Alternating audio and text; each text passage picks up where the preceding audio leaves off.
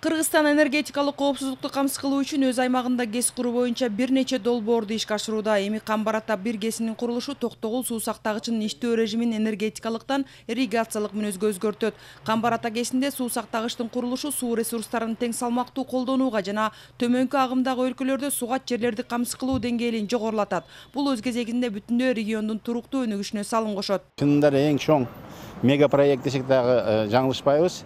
Бул проект биринчи очурут Кыргызстанга аябай чоң мааниси бар. Себеби Кыргызстанды 40-жылга чейин энергия менен камсыз кылат, гарантиялык түрдө. Кыргызстан элдери жумуш орундары менен камсыз болот. Где-то 3000ге жакын адам иштеш керек курулган мезгилде. 10-12 жылга чейин курулган болсо, ошончо киши иштейт. Кийин эксплуатацияда 500ге жакын киши иштейт. Анан кийин биздин дагы бир суунун запасы бизде пайда болот, где-то 5,5 миллиард. Жылдан жылга орун алган кургакчылыктан улам Кыргызстан энергетиканы туруктуу өнүктүрүүдө кыйынчылыктарга дуушар болууда. Буга катар энергетикалык жабдуулардын техникалык жактан эскириши, суунун аздыгынан жана чектелген энергетикалык кубаттуулуктардан улам электр энергиясын импорттоо маселеси орун алган. Камбар-Ата-1 ГЭСинин каскады стратегиялык объектилериндеги курулуштун активдүү фазасы ишке берилиши менен бир катар энергиянын жаңыланып туруучу туруктуу блоктарына артыкчылык берилиши керек. Энергетика менен экология болмоюнча бул экономика болбойт. Экономиканын бирден бир жогорулата турган бул курулуш энергетиканын эң бир салымдуу нерсеси болуп атпайбы? Эми Камбар-Ата-1 ГЭСи эми Кудай буйруса курулуп калса, Кыргыз эли үчүн, Кыргыз Республикасы үчүн эле Орто Азиянын энергетика системасына кошо турган салымы көп болот да. Менин кааларым эми ушул нерсе бир нерсеси кубандырып турат. Башка тет алыкты чет мамлекеттер эмес, коңшуларыбыз менен бирдикте бир туугандык сезим менен башталышы абдан жакшы да.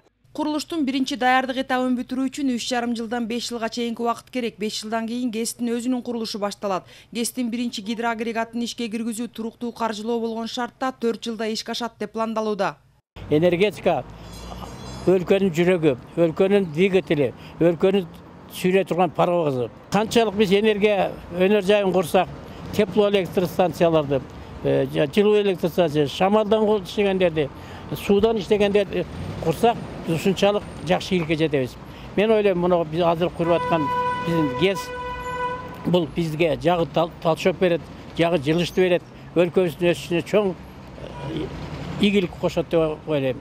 Энергетикалык коопсуздукту камсыз кылуу максатында Кыргызстан ГЭСтерди куруу боюнча бир катар долбоорлорду ишке ашырууну, ошондой эле энергиянын кайра жаралуучу булактары тармагындагы долбоорлорду иштеп чыгууну көздөйт. Бул багытта эл аралык жана жергиликтүү инвесторлорду ири гидроэнергетикалык жана башка келечектүү багыттагы долбоорлорду ишке ашырууга катышууга чакырып келет. Кыргызстан инвесторлор үчүн жагымдуу шарттарды түзүүгө даяр.